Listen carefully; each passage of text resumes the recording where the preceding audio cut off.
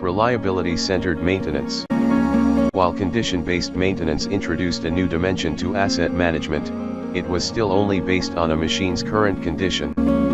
In recent years, reliability-centered maintenance has gained popularity. This concept focuses on making maintenance decisions to maximize overall machine reliability over time. Since reliability takes everything from design to organizational culture into consideration, many different frameworks can be incorporated into a reliability-based maintenance approach. Reliability-centered maintenance should not be considered an alternative to any one maintenance strategy. A reliability-based approach will consider many methods, depending on what increases reliability for any asset. If you used a reliability-based approach to caring for it, you would use a time-based preventive maintenance schedule for an oil change.